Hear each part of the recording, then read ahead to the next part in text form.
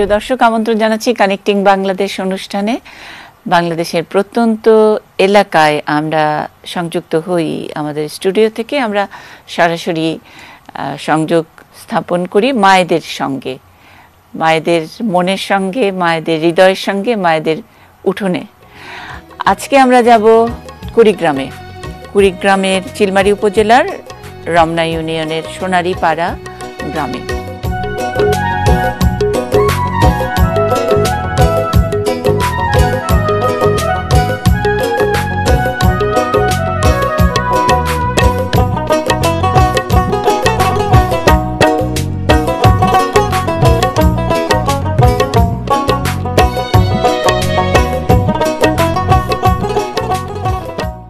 সেখানে সালমা বেগম আছেন। সালমা আপা পরিবার কল্যাণ সহকারী হিসেবে কাজ করেন চিলমারীর, এবং তিনি আজকে আমার সঙ্গে সহযোগিতা করবেন। আপনারা জানেন এই অনুষ্ঠানটি আমরা স্বাস্থ্য শিক্ষা এবং পরিবার কল্যাণ বিভাগের আওতাধীন পরিবার পরিকল্পনা অধিদপ্তরের IEM ইউনিটের সহযোগিতায় করে থাকি, এবং সেখানে সে কারণে আমাদের সঙ্গে ওই পারে যিনি থাকেন, অর্থাৎ স্টুডিওর একেবারে ক্যামেরার অন্যদিকে উল্টো দিকে যিনি থাকেন, তিনি প্রফেশনালি একজন স্বাস্থ্য কর্মী, স্বাস্থ্য সেবা দিয়ে থাকেন বিভিন্ন সময় জুড়ে।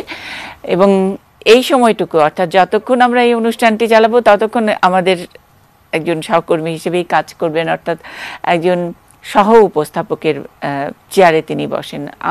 আমরা গর্বিত এরকম অনেক অনেক সহ উপস্থাপকের সঙ্গে আমার সংযোগ স্থাপিত হয়েছে এই অনুষ্ঠানের মাধ্যমে, এবং আপনারাও খুব আনন্দের সাথে তাদেরকে অভিনন্দিত করেছেন।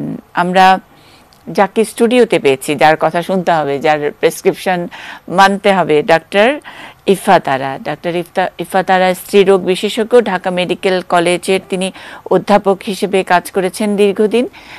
বর্তমানে তিনি পপুলার মেডিকেল কলেজে আছেন অধ্যাপক হিসেবে কর্মরত। আপা, স্বাগত জানাচ্ছি আমাদের এই অনুষ্ঠানে। এই প্রথম আপা পেলাম। অনেক ব্যস্ত থাকেন জানি, আর এই অনুষ্ঠানটা অনেক সময় লাগে একটু, কিন্তু তারপরেও কৃতজ্ঞতা জানাই আপা। আপনার অনেক জরুরি মূল্যবান সময় একটু এইদিকে পাশে সরিয়ে রেখে আমাদেরকে সময় দিচ্ছেন, আমাকে ইনভাইট করার জন্য। Thank you. ওকে আপা, আমরা যেটা করি যে মায়েদের কথাই শুনি। এক ধরনের আপনারা প্রতিদিন যে কাজটি করেন, পেশেন্ট দেখা, সবসময় 1-to-1 দেখেন, এখন একটু দূর থেকে দেখতে হবে।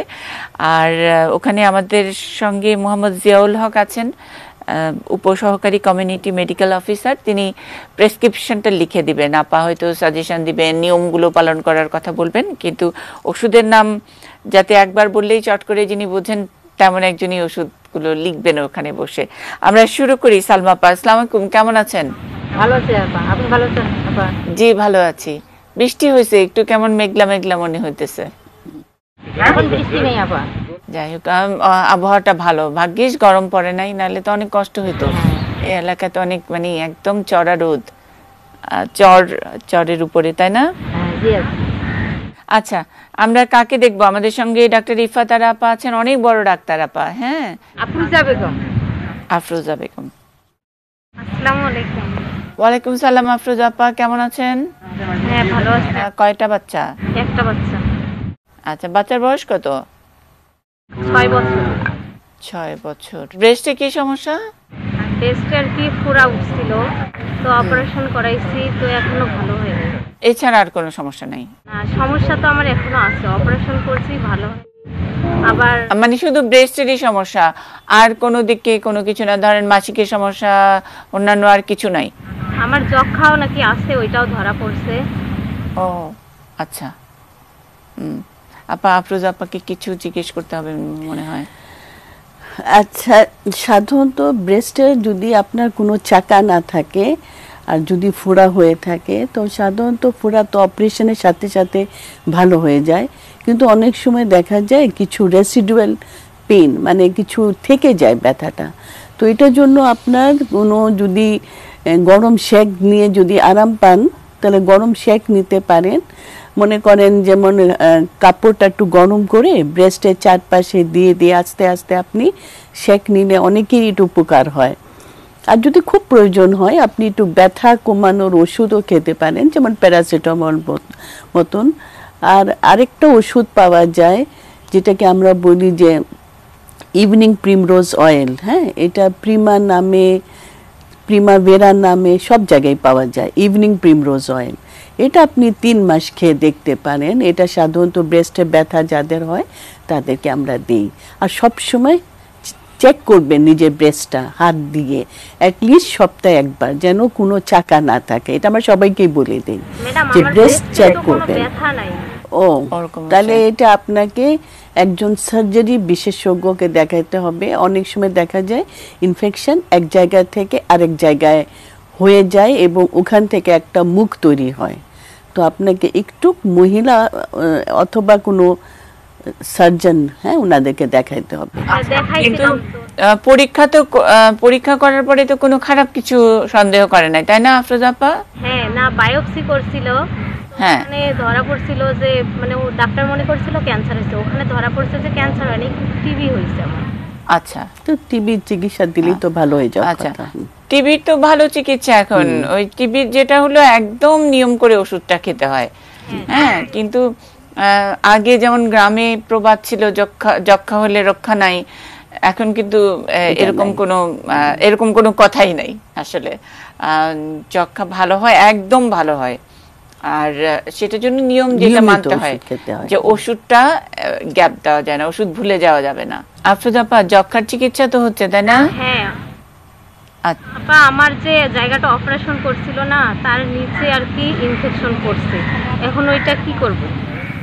আচ্ছা আপা, আচ্ছা, আমার মনে হয় তোমার যক্ষার ট্রিটমেন্ট কমপ্লিট হয়ে গেলে এই ইনফেকশনটাও আস্তে আস্তে ঠিক হয়ে যাবে। কারণ এই ইনফেকশনটা হলো টিউবারকিউলোসিস ইনফেকশন। সুতরাং তোমাকে ডিউরেশনটা কমপ্লিট করতে হবে, মানে তোমার সময় অনুযায়ী ওষুধটা ঠিক মতন খেতে হবে, তাইলে ঠিক হয়ে যাবে। আপা, এটা তো অনেক লম্বা সময় লাগে, মানে 6 মাস লাগে। তার মানে ওর এই যে ইনফেকশন যেটা আছে সেটা 6 মাসই লাগবে আসলে ঠিক হতে। আচ্ছা, আবার যেটা বললো যে আবার আরেক জায়গায় এটা এরকমই হয়, সাইনাস হয় তো ইনফেকশন গুলো, টিউবারকুলোসিস এক জায়গা থেকে আরেক জায়গা হয়। তো এটা ট্রিটমেন্ট কমপ্লিট হলে ঠিক হয়ে যায়। আচ্ছা, তার মানে আসলে ওর টিবির ইনফেকশন এটা। আফরোজা আপা, বুঝতে পারা গেছে? হ্যাঁ। আচ্ছা, মানে এই আপনার যেটা ব্রেস্টে যেটা হয়েছে, এটা কি বলে, ওই যে ব্রেস্ট ক্যান্সারও না, আর ওই যে লাম্প হয় ওগুলোও না, এটা হলো টিবি যে হয়েছে সেটা ওখান থেকে দেখা দিচ্ছে। তার মানে যে 6 মাস যক্ষার ওষুধটা নিয়ম করে খেতে হবে, যক্ষা শেষ মানে আপনার ওইখানে ইনফেকশনও শেষ। তাহলে যে আমার ওই রকম হইছে, কোনো ভয়ের তো কারণ নাই না? একদম না, ভয়ের কারণ নাই, একদম না। কিন্তু ওষুধটা ভুললে কিন্তু ভয়ের কারণ আছে। টিবির জন্য ওষুধ দিছে না যক্ষার চিকিৎসার? সেটা তো নিছি, কিন্তু ওইটাই আপনার, এটা এর বাইরে আপনার অন্য কোনো সমস্যা নাই? এটা না, আমার যে ওই জায়গাটা মনে করেন ইনফেকশন করছে, তো ওখানে তো ময়লা জমে আছে, ওইটা কিভাবে ভালো হবে? ওইটা আপনি একটু মনে করেন বিটাডিন ওষুধ আছে, বিটাডিন ওষুধটা সব জায়গায় পাওয়া যায়, পভিসেপ, বিটাডিন, বায়োডিন এই নামে। তো এই ওষুধটা আপনি ভালো করে পরিষ্কার তুলা দিয়ে দিনে 2 থেকে 3 বার বুঝবেন, ঠিক হয়ে যাবে আস্তে আস্তে। মানে ওষুধও কমপ্লিট হবে, জিনিসটাও ঠিক হবে। মানে উপরে লাগাবো ওইটা মনে করেন? হ্যাঁ, উপরে লাগাবেন অবশ্যই। ওইটা মনে করেন যে আমার ফুটা হয়েছে সেইটা না, ওইটা লাল হয়েছে, একটা ফোড়া উঠলে কেমন হয় না, ওই রকম এমনিতেই আছে। ঠিক আছে, আপনি ওষুধ লাগান আপাতত। আচ্ছা, ঠিক আছে, ওকে আপা। সালমা আপা, তারপরে দেখি। আসসালামু আলাইকুম। আফরোজার চিন্তা করার কিছু নাই, আফরোজা বেগমের। কে আসবেন? আপা, এখন মিলি আপার সাথে কথা বলেন। মিলি আপা। হ্যালো, আসসালামু আলাইকুম। ওয়ালাইকুম সালাম। কেমন আছেন মিলি? হ্যাঁ, ভালো আছি ম্যাডাম, আপনি ভালো আছেন না? জি, ভালো আছি। আমার হলো ডায়াবেটিস। হ্যাঁ, আর হলো কোমর ব্যথা করে, আবার হলো শরীরটা পুরা শরীর ঝাঁঝায় মরিচের মতো, আর কোমর ব্যথা করে, মাঝে মাঝে পেট ব্যথা করে, আবার জরায়ুর মধ্যেও ব্যথা করে। আচ্ছা, আবার মিস হলেও ব্যথা করে। আমাদের সঙ্গে স্টুডিওতে কিন্তু খুব বড় একজন ডাক্তার, হ্যাঁ, স্ত্রী রোগ বিশেষজ্ঞ।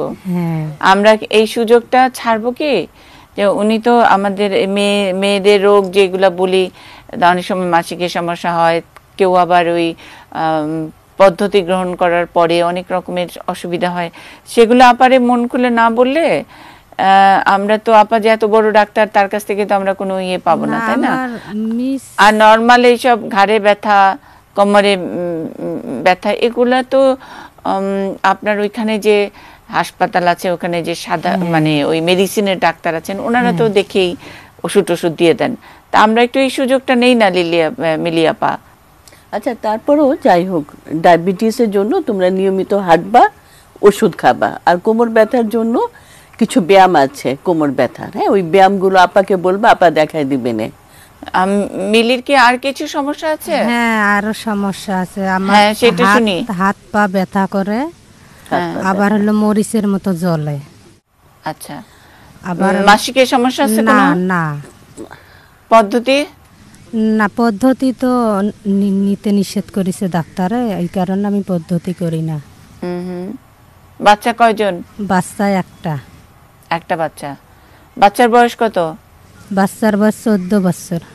তাহলে এই দিকে মাসিকের কোনো সমস্যা নাই, পদ্ধতি নেওয়া নাকি কোনো সমস্যা নাই, শুধুমাত্র ডায়াবেটিস, পেট জ্বালা করে, এই তো এগুলা। হ্যাঁ। আচ্ছা, ডায়াবেটিস থাকলে কিন্তু ডিসিপ্লিনটা খুব দরকার, মানে তোমাকে খাবারটাও খুব নিয়ন্ত্রণে খেতে হবে, মানে ভাত জাতীয় জিনিস কম খাবা, এখন আমি সবজিটা বেশি খাবা, আর ছোট মাছটা খাবা। হ্যাঁ, আর যেহেতু তুমি হাত পা জ্বালা পোড়া বললা আর ব্যথা বললা, তোমার ভিটামিন ডি দরকার। অ্যাটলিস্ট দিনের মধ্যে আধা ঘন্টা হলেও চলবে, তুমি একটু রোদ, সকালে রোদ হলে ভালো হয়, রোদে বসে থাকবা। মনে করো মাথা থেকে কাপড় সরায়, শরীর থেকে কিছু কাপড় সরায় রোদ নিবা, তো এটা খুবই উপকারী। আর ছোট মাছ খাবা, হ্যাঁ, তাহলে দেখবা হাত পা জ্বালা পোড়া অনেকটা কমে আসে। আবার মাথার চুলের গোড়ায় ব্যথা, ওইটা তো একই কথা। যখন শরীরের ব্যথা হয়, মাথার গোড়া, চুলের গোড়া তো চামড়ারই অংশ, ওখানে ব্যথা হয়। আবার মিস হলে আবার চাপ আসে, খুব পেট ব্যথা করে। মেন্স হলে পেট ব্যথা করে? হ্যাঁ। যখন মেন্স হবে, যদি তোমার ব্যথাটা একদিন থাকে, এই ব্যথাটা সম্পূর্ণ কোনো মনে করো ঝুঁকি ছাড়া একদিনের ব্যথা। যেটা 7-8 দিন থাকে ব্যথা, সেটা আমরা বলি যে সমস্যা আছে। মিস থাকে 1 সপ্তাহ, আবার ব্যথাটা মনে 5 দিন থাকে ব্যথাটা, এরকম। কি মেন্সের সাথে? হ্যাঁ, আবার এমনিতেও পেট ব্যথা করে, আবার জরায়ুর মধ্যেও পেট ব্যথা করে, পা ফেলাইলে ওখানে আঘাত লাগে। না, ঠিক আছে, তোমার যদি ব্যথাটা মনে করো মাসিকের সাথে ব্যথা তীব্রতা আস্তে আস্তে বাড়তে থাকে, সেটা আমরা বলি এক ধরনের টিউমার।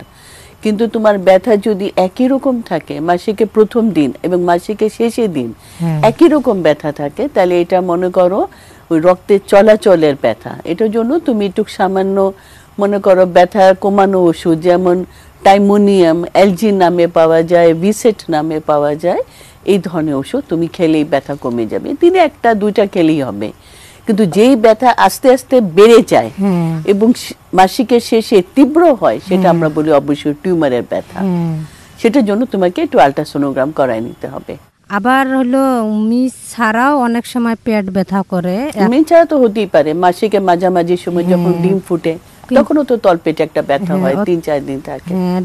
ডান দিকে পেট ব্যথা, ডানে অথবা বামে একটা দিক হতেই পারে। জরায়ুর মধ্যে ব্যথা করে। ঠিক আছে, তুমি তাহলে মিলি আপাকে ওষুধ তো আপা বলেছেন, ওষুধ মোহাম্মদ জিয়াউল হক আমার মনে হয় মিলি আপার জন্য ওষুধ লিখে দিচ্ছেন, প্রেসক্রিপশনটা। তারপরে কে আসছেন? সালমা আপা। এখন হাসি আপার সাথে কথা বলবেন।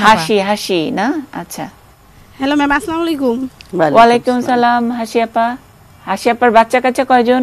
আমার বাচ্চা 2টা, ছেলে একটা, মেয়ে একটা। বাহ, সুখী সংসার। কি করে স্বামী? কি করেন? ও পল্লী বিদ্যুতে আছে। পল্লী বিদ্যুতে? ও কারেন্ট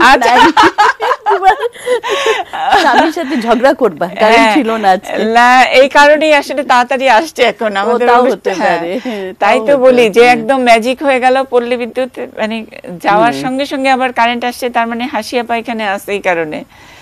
হাসি আপা, তো ম্যাম আমার বয়স হচ্ছে 29, আর হ্যাঁ।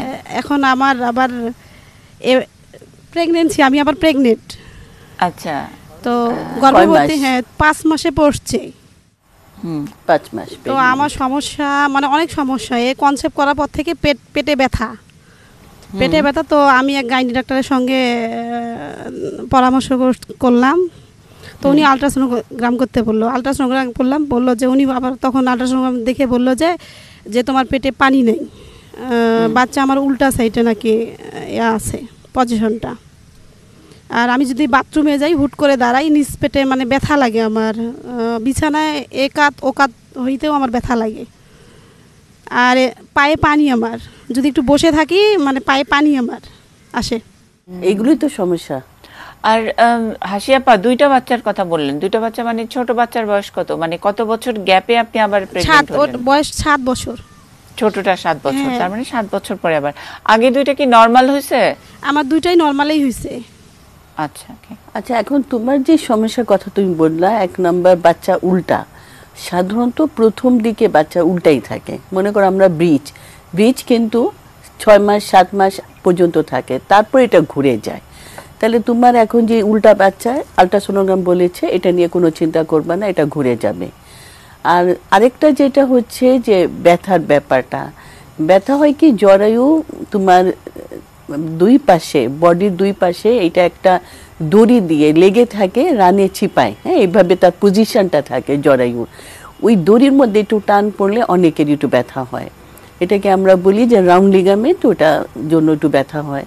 তো তুমি এটার জন্য একটু ব্যথার ওষুধ যেগুলো আমি বললাম, টাইমোনিয়াম গ্রুপের ওষুধ, যেটা আমি নামও বলে দিয়েছি, অ্যালজিন, ভিসেট, এই ধরনের, ভিসরাল, এই ধরনের ওষুধ তুমি মনে করো একটা করে 2 বার খেলেই এটা কমে যাবে। একটু বিশ্রাম নিবা, যখনই দেখবা একটু ব্যথা হচ্ছে শুয়ে পড়বা, দেখবা ব্যথা কমে যাবে। এটা মানে এটা টানের ব্যথা, তো এটার জন্য এত ভয় পাওয়ার কোনো কারণ নাই। আর উল্টা বাচ্চা তো মোটেই কোনো ভয় পাওয়ার কোনো কারণ নাই, কারণ প্রথম দিকে বাচ্চা উল্টাই থাকে, তারপর এটা সোজা, মানে যে সালমা আপা বলবে এই জিনিসটা, যে বাচ্চা আগে উল্টাই থাকে, পরে এটা ঘুরে। ঠিক আছে, তাহলে এটা টানের ব্যথা। কারণ তোমার যদি ইনফেকশন হইতো, তোমার পিসাবে জ্বালা পোড়া থাকতো, এটা ইনফেকশন না, এটা টানের ব্যথা। তুমি একটু বিশ্রাম নিবা ওই সময় যখন ব্যথাটা দেখা দিবে। আচ্ছা, আমরা আপা, হাসি আপাকে কি কোনো ওষুধ দিবেন, মানে কোনো কিছু? টাইমোনিয়াম গ্রুপের ওষুধটা বললাম, অ্যালজিন, ভিসরাল, ভিসেট, এই নামে পাওয়া যায়, 50 মিলিগ্রাম। এটা সকালে একটা, রাত্রে একটা, এটা খেলেই ব্যথা কমে যাবে। আর পায়ের পানির জন্য ম্যাম? আর পায়ে পানি, তোমার প্রেশার যদি নর্মাল থাকে, পায়ে পানি আসা কারণ হচ্ছে তোমার যেটা তোমার গর্ভস্থ যে জরায়ুটা, সেটা তো তোমার নাভির কাছে এখন, তো ওই পিছনের দিকে যে রক্তের নালীগুলি যেটা পায়ে সাপ্লাই দেয়, সেটার উপরে চাপ দেয়, যার জন্য পায়ে পানি একটু আসবি। এটা যদি প্রেশার না থাকে, এই পায়ে পানি কোনো ভয় পাওয়ার কারণ নাই। এটা একটু পায়ে ঝুলায় রাখলে ব্যথা হবে, তুমি একটু শুয়ে পড়বা, দেখবা পায়ে পানিটা চলে যাবে। প্রেশারটা খেয়াল রাখতে হবে, প্রেশার যদি নর্মাল হয়, পায়ে পানি নিয়ে কোনো চিন্তা করা দরকার নেই। ঠিক আছে, ঠিক আছে ম্যাম। হাসি আপা, হ্যাঁ, আচ্ছা, ভালো আসসালামু থাকেন। আলাইকুম। আসসালামু আলাইকুম, ভালো থাকেন আপা। আচ্ছা ম্যাডাম এখন ফ্যান্সি আপার সাথে কথা বলেন। আচ্ছা, ফ্যান্সি আপা আসুক সামনে। হ্যাঁ, হ্যালো, আসসালামু আলাইকুম।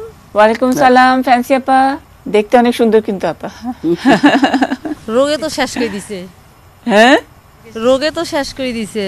রোগে শেষ করে দিছে? কি রোগ হলো ফ্যান্সি আপা? দেখতে এত সুন্দর, ডায়াবেটিস। রোগের এত ইয়ে নাই, ক্ষমতা নাই। Diabetes, high pressure. আচ্ছা, এই আগে বলেন, আপনাদের এই এলাকায় ডায়াবেটিস কেন এত?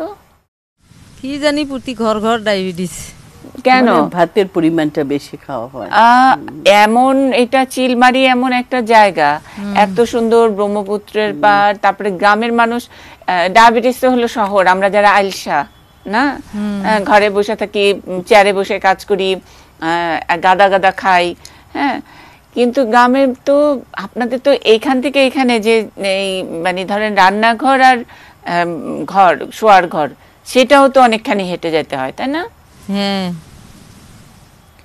এইটা আমার কাছে আপা সত্যি অবাক লাগলো যে ওই যে আমরা এই আমাদের পাঁচজন একেবারে খাবার পাঁচজনই তালিকা খারাপ, আমরা পরিমাণে অনেক বেশি ভাত খাই। আচ্ছা এটা একটা কারণ ডায়াবেটিস হওয়ার। কারণ হলো কি এত ভাত খেলে ওই প্যানক্রিয়াস যে ইনসুলিন তৈরি করে সে পারে না কোপ করতে। আমাদের ভাতের যে পরিমাণ পৃথিবীতে কেউ এত ভাত খায় না, জাপানেও এতটুকু ভাত খায়, চায়নাও এতটুকু ভাত খায়, কিন্তু আমরা না হলে 2 প্লেট ভাত খাই সবাই গ্রামে, 2 প্লেট তো খাবো। কিন্তু আপা অন্য জায়গায় আমি মানে আমরা তো এই প্রোগ্রামটা অনেক বছর ধরে করি, গ্রামের মানুষদের খুব কম মানে বিশেষ করে মেয়েদের কাছ থেকে আমরা এই যে এটাতে যেমন পাঁচজনই ডায়াবেটিসের একটা প্রবলেমের কথা বললেন, কিন্তু আমার অভিজ্ঞতা একদমই কম যে মেয়েরা শুধু ওই যে গানির প্রবলেম, মাসিকের সমস্যা, বাচ্চা হওয়া ইত্যাদি নানান, কিন্তু ডায়াবেটিস বলে না, বুক গলা জ্বলা এটা বলে, একটু গ্যাস্ট্রিকের প্রবলেম সেটা বলে, গ্যাস্ট্রিকটাও যে ঝাল বেশি খায় সেটাও নিজেরা জানে, কিন্তু এর এত আর উনি যে যেমন ফ্যান্সি আপা বা এর আগে হাসি, তার তো আসলে উনি গর্ভবতী, এই বয়সে উনারা তো অনেক পরিশ্রম করে ওখানে, মানে ভাবাই যায় না কি পরিমাণ পরিশ্রম করে। আসলে তোমাদের কি ডায়াবেটিস হয়েছে কিনা সেটা একটু ভালো করে চেকও করো, অনেক সময় একটা আন্দাজি বলে দেয় ডায়াবেটিস, ডায়াবেটিসেরও ক্রাইটেরিয়া থাকবে, মানে ফাস্টিং একরকম। হ্যাঁ বলেন কি মনে হয়েছে, যে কেন মনে হয়েছে আপনার ডায়াবেটিস, যে রোগই শেষ করে দিচ্ছে এত সুন্দর আমাদের সুন্দরী ফ্যান্সি আপাকে? বাচ্চা 2টা ছেলে, দ্বিতীয় 2টা ছেলে আমার। না কেন মনে হয়েছে ডায়াবেটিস, কে বললো? আমি ডাক্তার দেখাছি কুড়িগ্রাম ডায়াবেটিস হাসপাতালে। আচ্ছা ওখানে পরীক্ষা নিরীক্ষা ধরা পড়ছে। আচ্ছা তাহলে ডায়াবেটিসের ওই ডাক্তারও তো বলছে যে কেন ডায়াবেটিস, মানে সেটা কি আপা যেটা বললেন আমাদের ইফাত আপা যেটা বললেন যে অনেক বেশি করে ভাত খান সেই কারণে বলছে, নাকি এটা একটা কারণ? অবশ্যই ভাতের পরিমাণ অনেক কমাইতে হয়। হ্যাঁ মানে 1 কাপ, যে ডায়াবেটিস বলে 1 কাপ ভাত মেপে আপা ওনার কাছে শুনি কতটুকু ভাত খায়। 1 কাপ। আপনি কতটুকু খান ফ্যান্সি আপা ভাত? 1 কাপ। 3 বেলা খান? না 2 বেলা খান। 2 বেলা খাই, সকালে রুটি খাই। আচ্ছা সকালে আর রাতে? রাত্রে রুটি, হ্যাঁ শুধু দুপুরে ভাত। ও সকালে রুটি খান আর দুপুর আর রাতে? জি। পরিমাণ কিরকম, কতগুলো, 1 থাল? না। আচ্ছা আপা তাহলে ফ্যান্সি আপাকে ইয়ে দেন, পরামর্শ দেন। আচ্ছা তোমাকে 1 নম্বর যদি ডায়াবেটিস হয়েও থাকে এটা কোনো প্রবলেম নাই, ডিসিপ্লিন ইম্পর্টেন্ট, মানে তুমি সকাল বিকাল আধা ঘন্টা করে হাঁটবা, একদম আধা ঘন্টা 1। আর 2 নম্বর হলো খাবার তালিকা ঠিক করো। খুব সুন্দর ডায়াবেটিক হাসপাতাল থেকে খুব সুন্দর একটা খাবার তালিকা দিয়ে দেয়, যে হাতের পাতলা রুটি সকালে 2টা, বেশি করে ভাজি, মনে করো ওই ধরনের ভাজি, আলু টালু না, পেঁপে ভাজি, চাল কুমড়া ভাজি, লাউ ভাজি, এগুলো, আর 1 গ্লাস দুধ। হ্যাঁ 11টার সময় আবার সুন্দর একটা 1 গ্লাস দুধ আর একটা বিস্কিট। দুপুরে খাবার মধ্যে বেশি করে সবজি, মাছ, যা তোমার হাতে কাছে যেই মাছ থাকে, আর 1 কাপ ভাত, মানে 1 কাপ ভাতের মধ্যে এতটুক ভাত হবে, এইটুকুই খাবে, এর বেশি না। খিদা লাগলে অবশ্যই তুমি সবজি খাবে, হ্যাঁ মনে করো একটু ডিম খেলা, সবজি খেলা, কিন্তু ভাত খাবা না। এইভাবে করো, দেখবা ডায়াবেটিস নিয়ন্ত্রণে থাকবে। আর প্রেসার কোনো কি করব? অসুবিধা না। Pressure high? হ্যাঁ সবজি শাক বেশি করে খাবা। হ্যাঁ এটা তো খুব ভালো ফ্যান্সি আপা, এই সুন্দর থাকার কারণ হলো একটা, সবজি বেশি খাইলে এরকম ফ্যান্সি আপার মতো সুন্দর থাকবে। প্রেসারটা যে হাই 180 পর্যন্ত ওঠে। প্রেসার হাইও তো যাই হোক ডায়াবেটিসের সাথে কিছুটা রিলেটেড থাকে, মাথা ঘুরে, তো তোমার হ্যাঁ কিছুটা জেনেটিকও থাকে, তোমার যদি বাবা মা হাইপারটেনসিভ থাকে তোমারও হওয়ার সম্ভাবনা, কিন্তু সেটাও প্রেসারটাও তুমি হাঁটলে অনেকটা নিয়ন্ত্রণে চলে আসে, প্রেসারও কমে আসে হাঁটার সাথে। তাহলে হাঁটার কোনো বিকল্প নাই। হ্যাঁ তোমার যেমন হাঁটাটা ডায়াবেটিসের জন্য উপকারী, তেমন প্রেসারের জন্য উপকারী। হাঁটার চেষ্টা করবা, যত পারো প্রেসারের ওষুধ যত কম মাত্রায় খাওয়া যায় সেটা ভালো। তোমার প্রেসার কত থাকে বলো তো? উপরেটা কত, নিচেটা কত? 180/80। 180/80, তাহলে নিচেটা তোমার ঠিক আছে 80, উপরেটা বেশি। অ্যাবেক্যাপ 20 ট্যাবলেট। হ্যাঁ হ্যাঁ ঠিক আছে, উপরেটা বেশি, তোমার নিচেটা আবার ঠিক 80। তো যাই হোক যেটাই আছে তুমি হাঁটাহাঁটি করো, এটা অনেক উপকারী। আচ্ছা ঠিক আছে ফ্যান্সি আপা। আসসালামু আলাইকুম। ওয়ালাইকুম আসসালাম। আপা এখন নুরানি আপার সাথে কথা বলেন। হুম। আসসালামু আলাইকুম আপা। ওয়ালাইকুম সালাম, কেমন আছেন? হ্যাঁ ভালো, আপনি ভালো আছেন? হ্যাঁ ভালো আছি, বলেন। আপা আমি তো আসছি, আমার বিবাহ হয়েছে 2008-এ। হ্যাঁ, বাচ্চা নাই তো 2017-য় কনসেপ্ট করছিল, তো ওইটা আবার নষ্ট হয়েছে। হ্যাঁ, ওটা আবার ছিল 3 মাস 4 দিন।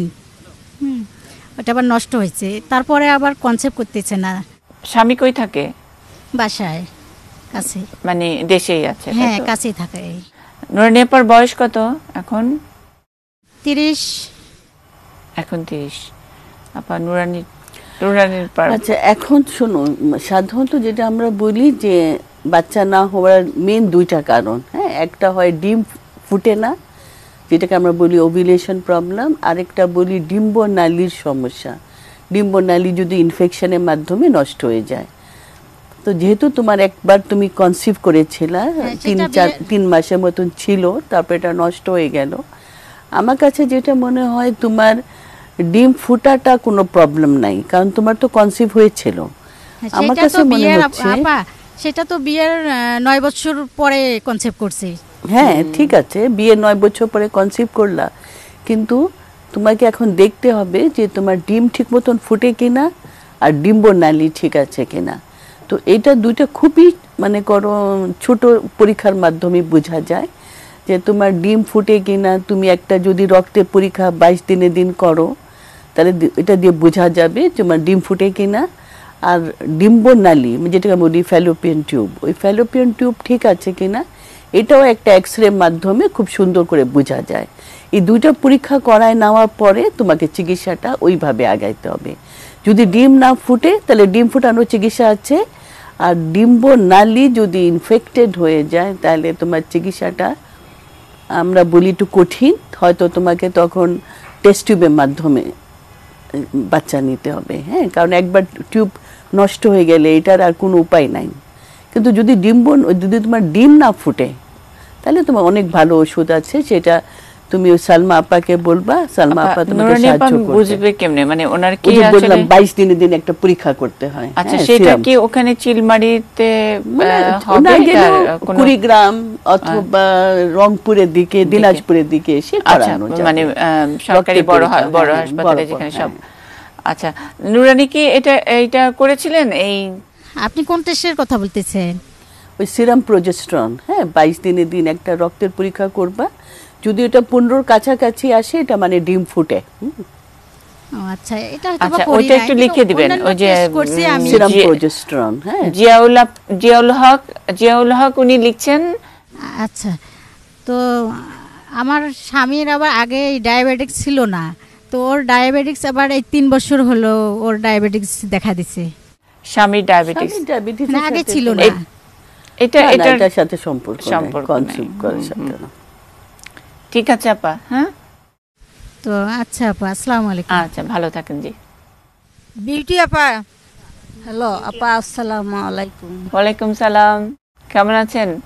ভালো আছি আপা, আপনি কেমন আছেন? আমি ভালো আছি, বলেন। আপা, এই যে আমার নিচের সমস্যা, পায়খানার এই পেশাবের রাস্তার মধ্যে কি যেন একটা বের হয়েছে গোল। আচ্ছা, তে পায়খানা বের হইতে চায় না, পেশাবও ক্লিয়ার হয় না, ফির মনে করেন চুলকায়, জ্বালা যন্ত্রণা করে একটু। আচ্ছা, বুঝতে পারছি। বাচ্চা কয়জন বিউটি আপার? আমার বাচ্চা তো 5টা, মনে করেন 3টে বাচ্চা যখন তখন ওইটা একটু ছোট বের হয়েছিল, তারপরে শেষে একটা বাচ্চা সিজার করে ওইটা আরেকটু বড় হয়েছে। আচ্ছা, আর বাচ্চা ডেলিভারি কোথায় হয়েছে? বাসায়? না, বাচ্চা তো 4টে বাসায় হয়েছে, আর শেষে একটা সিজার করছি। হ্যাঁ, হাসপাতালে মনে হয়। আর তারপরে এখন কোন পদ্ধতি নিছেন কোনো? আপা উনি বিএলটিএল করে ফেলছে। আচ্ছা, আমরা এই সিজারে বিএলটিএল করে ফেলছি। বিএলটিএল, আচ্ছা আচ্ছা। এখন আপা ওর কি প্রলাপস? আচ্ছা, আমার কাছে তাই মনে হচ্ছে যে হয়তো ওর সিস্টোসিল, যেটাকে আমরা বলি যে পিসাবের রাস্তাটা একটু ঢিলা হয়ে সামনে ঝুলে যায়, সিস্টোসিল আর একটু রেক্টোসিলও আছে, কারণ ওর পায়খানা করতে অসুবিধা হয়। তো এই দুইটার জন্য এখন তোমাকে একটু দেখাইতে হবে। হ্যাঁ, দরকার পড়লে সালমা আপাকে একটু দেখায়ও, সালমা আপা বুঝতে পারবে যে সিস্টোসিল আছে কিনা, রেক্টোসিল আছে কিনা। তো এগুলো প্রথম আমরা একটু এক্সারসাইজ করতে বলি। মনে করো যে তোমার নিচের যে মাসলগুলো, হ্যাঁ, মনে করো পেরিনিয়াম, ওই পিসাবের রাস্তা, পায়খানা রাস্তা আশেপাশে যে মাংসগুলো আছে, এগুলোকে দিনের মধ্যে 30 থেকে 40 বার একটু চেপে ধরে ছেড়ে দেবা। এটাকে আমরা একটা এক্সারসাইজ বলি, কিজেল এক্সারসাইজ। এই এক্সারসাইজের মাধ্যমে অনেক সময় দেখা যায় যে জায়গাগুলো টোনটা ফিরে আসে, এটা প্রথম। আর তারপরেও যদি সিস্টোসিল রেক্টোসিল বড় থাকে, এটা অপারেশন ছাড়া ভালো হয় না। নিচে দিয়ে একটা অপারেশন করা হয়, সিস্টোসিলটাকে ওই জায়গা বাড়তি অংশটাকে ফেলে দিয়ে জায়গাটাকে সুন্দর করে রিপুর মতন শিলি করে দেওয়া হয়। এটাকে অ্যান্টেরিয়র কল্পোরেফি অথবা পিছনে হলে পোস্টেরিয়র কল্পোরেফি বলে। তো এটা ওই সালমা আপার সাথে যোগাযোগ করো, সালমা আপাই বুঝাই দিবেন কোথায় যেতে হবে এগুলো। আচ্ছা আচ্ছা, ঠিক আছে। আচ্ছা, আর কিছু বলবেন নাকি বিউটি আপা? না আপা, এটাই আমার সমস্যা আপা। আচ্ছা, ঠিক আছে। আর ওই চুলকানির জন্য একটু গরম পানি লবণের মধ্যে ব্যবহার করো, হ্যাঁ, ওটা দিয়ে দেখো। আর যদি তারপরে না হয় একটু ফাঙ্গাসের ওষুধ খেয়ে নিও, অ্যান্টি ফাঙ্গাল। এখন আপা শিরিন আপার সাথে কথা বলেন। শিরিন আপা। হ্যালো, আসসালামু আলাইকুম। ওয়ালাইকুম সালাম, কেমন আছেন? হ্যাঁ, ভালো আছি। আপনি ভালো আছেন? হ্যাঁ, ভালো আছি। আমার বয়স হলো 36। 36? হ্যাঁ, আমার প্রথম সন্তান 15 বছর চলতেছে। এখন আমি গর্ভবতী 8 পড়ছে আর কি। কিন্তু এখন আমার অনেক সমস্যা একটু হইতেছে। সমস্যাগুলো পেট ব্যথা করে, পেট খামচে ধরে, তারপরে আবার পায়ে পানি নামছে বসে থাকলে, তারপরে আবার মানে হালা উঠতে কষ্ট হয় খুবই।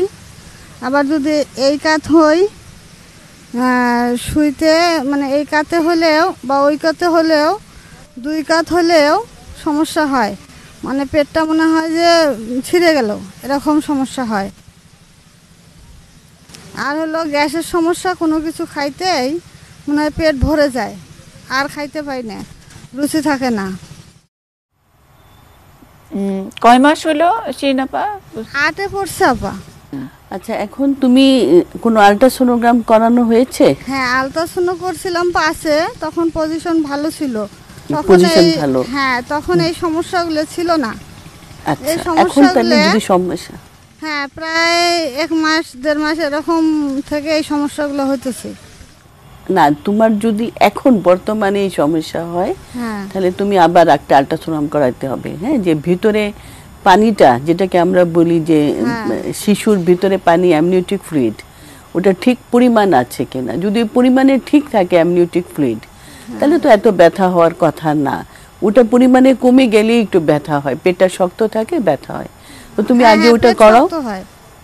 হ্যাঁ, পেট শক্ত হয়, ওইটাই আমার কাছে মনে হচ্ছে। হয়তো তোমার অ্যামনিওটিক ফ্লুইডটা কম আছে। তাহলে এখন অ্যামনিওটিক ফ্লুইড বাড়ানোর জন্য তোমাকে একটু বিশ্রাম নিতে হবে। অ্যাটলিস্ট দিনের মধ্যে 2-3 ঘন্টা তোমাকে বিশ্রাম নিতে হবে। রাতে তো নিবাই 8 ঘন্টা, দিনের মধ্যে 2-3 ঘন্টা বিশ্রাম নিবা। রাত হলে পা হলো ইয়ে হয়, পানি নামে, ওই পানিটা মনে হয় যে রাতে পা দুটো খুব ঝান যায় এরকম। আচ্ছা, ঠিক আছে, তুমি একটু প্রেশারটা দেখাই নিবা সালমা আপার কাছে। যদি প্রেশার নর্মাল থাকে, পায়ে পানি নিয়ে চিন্তা করার দরকার নেই। কিন্তু পা ঝান যায়, আবার যখন রাতে আবার চিত হয়ে শুই, তখন মনে শরীর ছটফট ছটফট করে, এরকম করে। যাই হোক, এগুলো তো দেখাইতে হবে। হ্যাঁ, তুমি একটু দেখাবা, আর সালমা আপাকে দেখাও, প্রেশার দেখাও, আর পানি ঠিক আছে কিনা এটা একটা আল্ট্রাসোনোগ্রাম করো।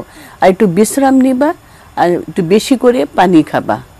মনে করো আমরা বলি ডাবের পানি, নর্মাল পানি, একটু চিনি পানি। হ্যাঁ, এইভাবে দিনের মধ্যে না হলেও 5-6 গ্লাস পানি খাবা। এটা পানি খেলেও কিছুটা ভিতরে শিশুর যে পানিটা, ওটা আস্তে আস্তে বেড়ে যায়।